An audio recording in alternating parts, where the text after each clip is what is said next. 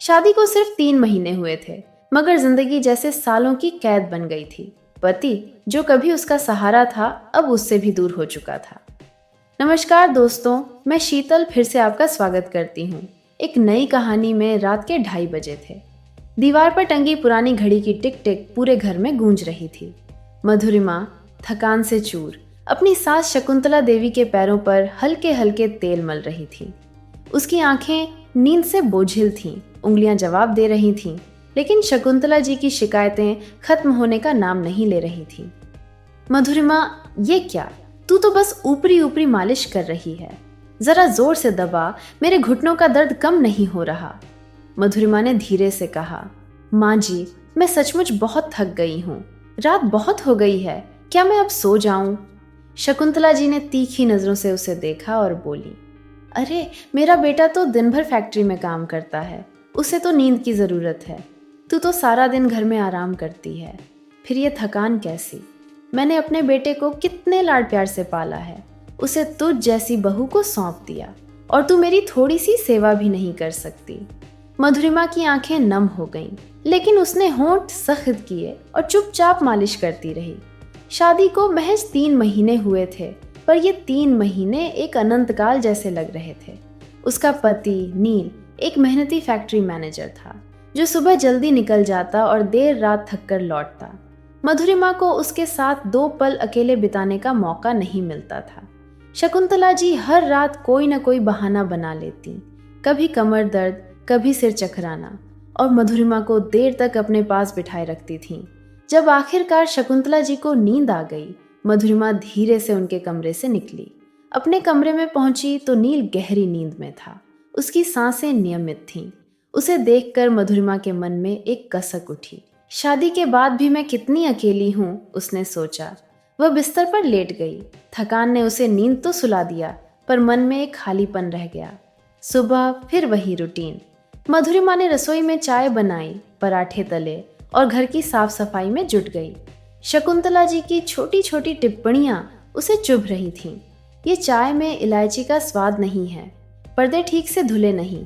मधुरिमा चुपचाप सुनती और काम करती। दोपहर में जब उसे थोड़ा वक्त मिला, उसने अपनी कॉलेज की दोस्त रिया को फोन लगाया। रिया, मैं थक गई हूँ। मधुरिमा ने अपनी पीड़ा उड़ेल दी। माँ जी, मुझे एक पल का चैन नहीं लेने देती। नील के साथ तो 2 मिनट की बात भी नहीं हो पाती।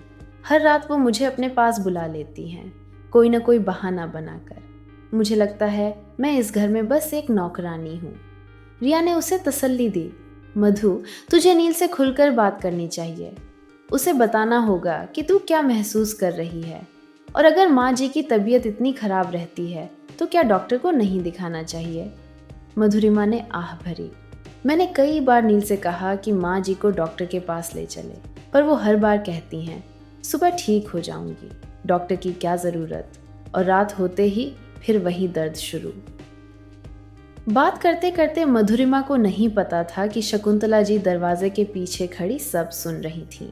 उनकी भौहें तन गईं और मन में गुस्सा भड़क उठा। ये बहू मेरी बुराई कर रही है, उन्होंने सोचा। आज नील को सब बताऊंगी। शाम को जब नील घर लौटा, शकुंतला जी ने आंसुओं का नाटक शुरू कर दिया। नील बेटा, अपनी पत्नी को समझा। ये फोन पर मेरी शिकायतें कर रही थी, कह रही थी कि मैं जानबूझकर तुम दोनों के बीच में आती हूँ, तुम्हें अकेले नहीं रहने देती। अरे मेरा बुढ़ापा है, तबीयत खराब रहती है, इसमें मेरा क्या कसूर? नील ने हैरानी से पूछा। माँ, ये क्या कह रही हो? मधुरिमा ने ऐसा कहा। शकुंतला जी ने सिसकते हुए कहा, हाँ बेटा, मैंने तो सोचा था कि बहू मेरी सेवा करेगी, मेरा ख्याल रखेगी, लेकिन ये तो मेरी बुराई करती फिर रही है। मैंने तुझे 9 महीने कोख में रखा, कितने दर्द सहे, और अब ये बहू मेरे खिलाफ बोल रही है। मधुरिमा, जो पास खड़ी थी, का गला रुंध गया। उसने धीमे स्वर में कहा, मैंने तो बस रिया से अपने मन की बात साझा की थी, मैंने आपकी बुराई नहीं की माँ जी। नील ने गहरी सांस ली और बोला, माँ, एक बात बताओ, जब मैं कॉलेज में था और रात रात भर दोस्तों के साथ बाहर रहता था, तब तो आपकी तबीयत ठीक रहती थी, आप अकेले रह लेती थीं। अब हर रात आपकी तबीयत क्यों खराब हो जाती है? और जब मैं डॉक्टर के पास चलने को कहता हूँ तो आप सुबह कहती हैं कि अब ठीक हूँ। ये क्या माजरा है? शकुंतला जी ने गुस्से में कहा, तो अब तू भी मुझ पर शक कर रहा है? मेरी बीमारी को नाटक समझ रहा है। मैं क्या करूं, बुढ़ापे में दर्द तो होते ही हैं। तभी शकुंतला जी का फोन बजा। उनकी बेटी प्रियंका का कॉल था, जो दिल्ली में एक डॉक्टर थी। फोन स्पीकर पर था और प्रियंका की आवाज साफ सुनाई दी। माँ, ये सब क्या तमाशा कर रही हो? मधुरिमा ने मुझे सब बताया। अगर आपकी तबीयत इतनी खराब है तो मेरे पास दिल्ली आ जाओ, मैं आपको अच्छे हॉस्पिटल में दिखाऊंगी। लेकिन ये हर रात बीमारी का बहाना बनाकर भैया भाभी को परेशान करना बंद करो। शकुंतला जी भौंचक्की रह गईं। प्रियंका, तू भी अपनी माँ के खिलाफ हो गई? मैंने क्या गलत किया? प्रियंका ने सख्त लहजे में कहा, माँ, मैं आपकी हरकतें जानती हूँ।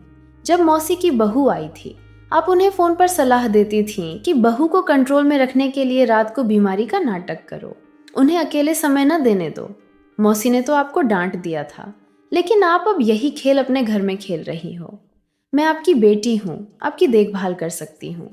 नील को कहूंगी कि आपको दिल्ली भेज दे, यहाँ मैं आपका पूरा चेकअप करवाऊंगी। शकुंतला जी खामोश हो गईं। प्रियंका की हर बात सच थी। मधुरिमा और नील भी हैरानी से सारी बात सुन रहे थे। शकुंतला जी ने शर्मिंदगी से नजरें झुका लीं और बिना कुछ कहे अपने कमरे में चली गईं। उस रात न कोई कमर दर्द हुआ, न सिर दर्द। मधुरिमा और नील अपने कमरे में चुपचाप बैठे थे।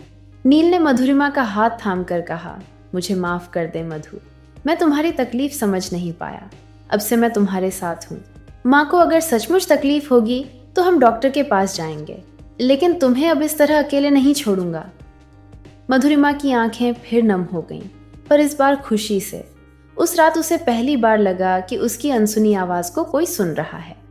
दोस्तों, कहानी अच्छी लगी हो तो वीडियो को लाइक करना ना भूलें और हमारे चैनल पर नए हो तो चैनल को सब्सक्राइब करना ना भूलें। धन्यवाद।